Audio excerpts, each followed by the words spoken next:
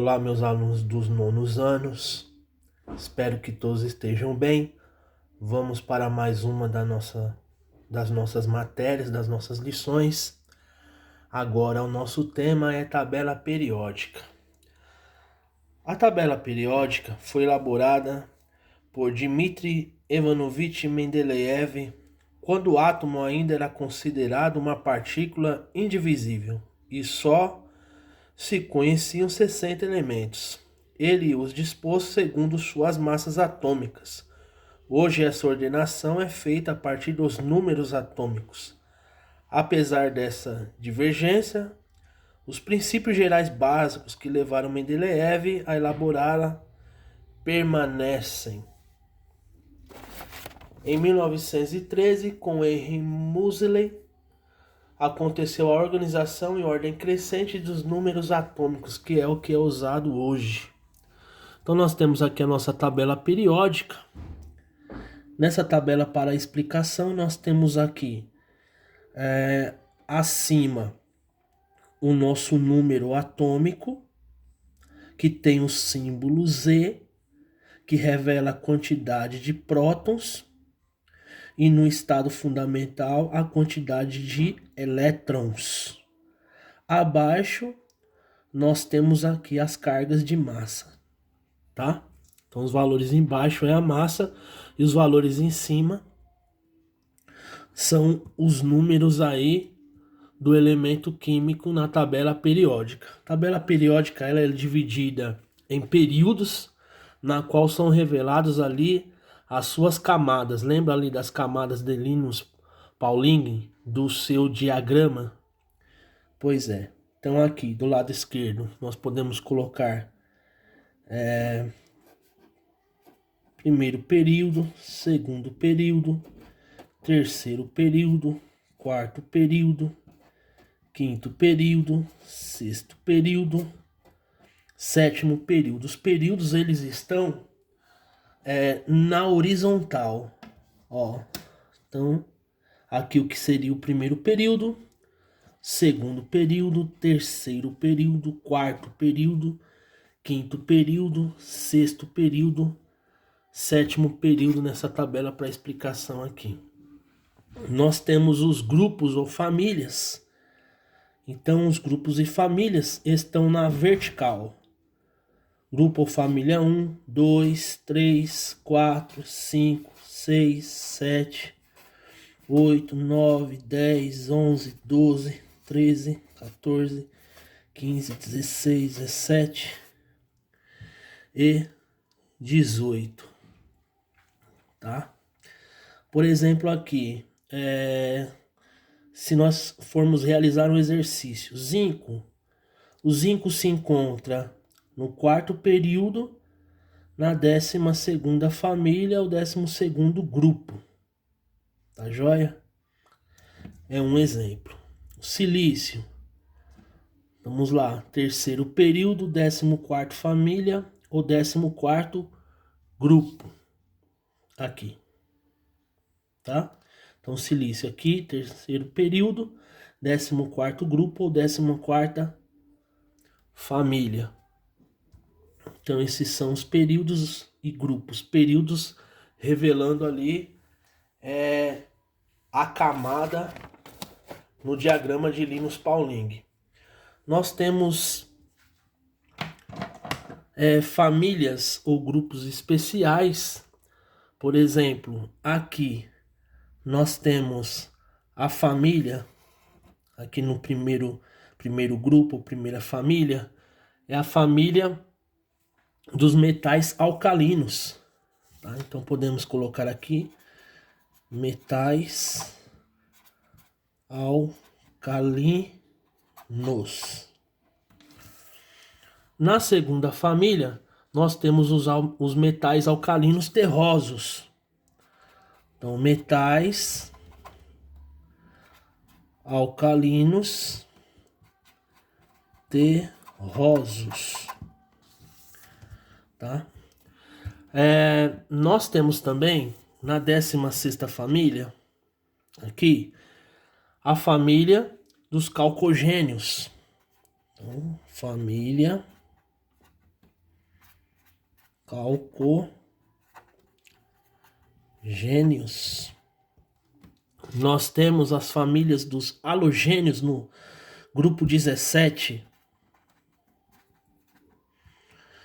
Halogênios. E temos aqui os gases nobres. Praticamente não existem, né? Então aqui, vamos lá. Então revendo. Primeira família de grupo especial, metais alcalinos. Segunda família de grupo especial, metais alcalinos terrosos. 16ª família de grupo especial, família dos calcogênios. 17ª família de grupo especial, família dos halogênios. 18ª família de grupo especial, família dos gases nobres. Tá? Então esses daí são chamados ou dados como grupos especiais. Temos também a ordem dos elementos. Temos os elementos representativos. Os elementos representativos, aluno, eles pertencem a essa primeira e segunda coluna na vertical aqui, ó, que são os metais alcalinos e metais alcalinos terrosos. Aqui nós temos os representativos, eles têm a sua distribuição terminada em S, ou seja, você distribui os valores de elétrons aqui, sempre vai terminar em S, tá bom? Então aqui, ó, termina em S na distribuição dos elétrons dessa primeira e segunda coluna. Qualquer elemento químico desse que você fizer a distribuição vai terminar sempre em S, usando o diagrama de Linus-Pauling, tá certo? Então são chamados de representativos. Representativos, beleza? Vem comigo aqui. Aí nós temos aqui centralizado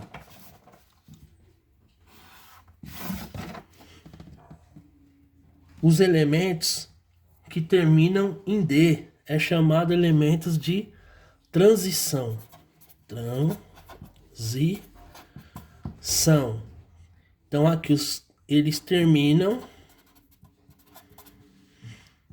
em D. Então se eu pegar qualquer elemento químico aqui, usando o diagrama de Linus-Pauling, fazendo a distribuição de elétrons, sempre eu irei terminar em D, tá? São chamados aqui, esses que estão no centro, de elementos químicos de transição, porque a distribuição vai sempre terminar em D.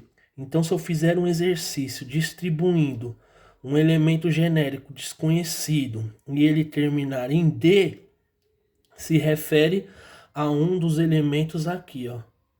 Tá? Eu vou ver a carga de elétrons que tem sobre os subníveis e vou descobrir qual destes aqui que eu estou fazendo naquele exercício, que eu estou buscando a solução, tá?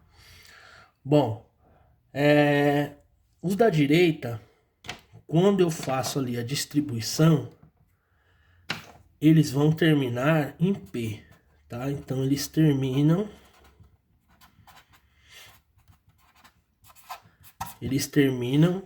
em P, beleza? Eles também são chamados de representativos.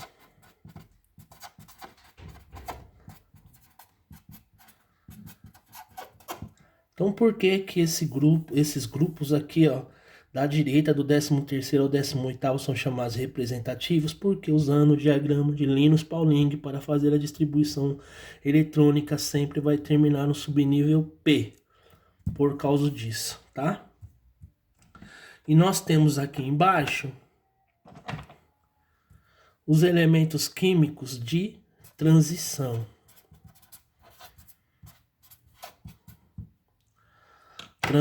Os de transição, eles vão terminar em F, tá?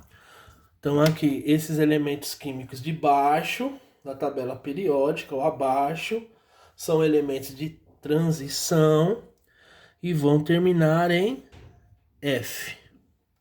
Beleza? Tá.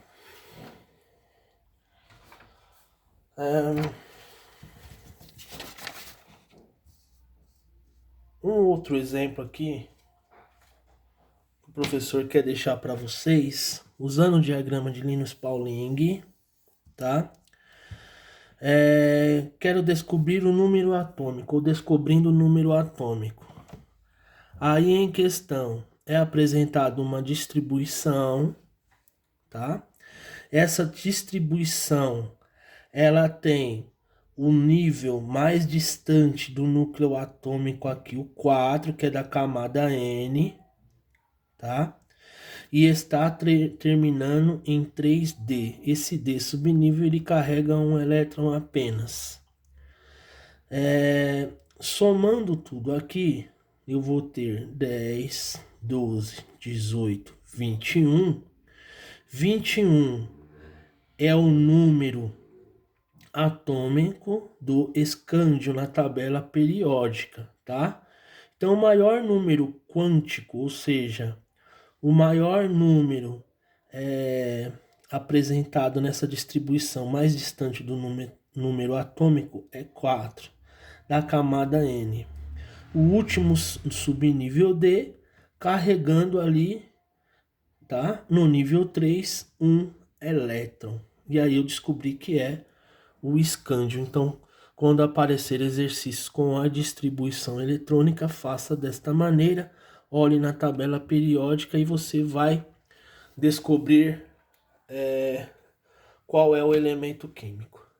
Bom, espero ter contribuído, ajudado, alunos. Agora vocês procurem fazer os exercícios que o professor deixou, copia no caderno, responda, bata ali uma foto e envie para o professor, para o e-mail ou poste no Google Class. Até a próxima.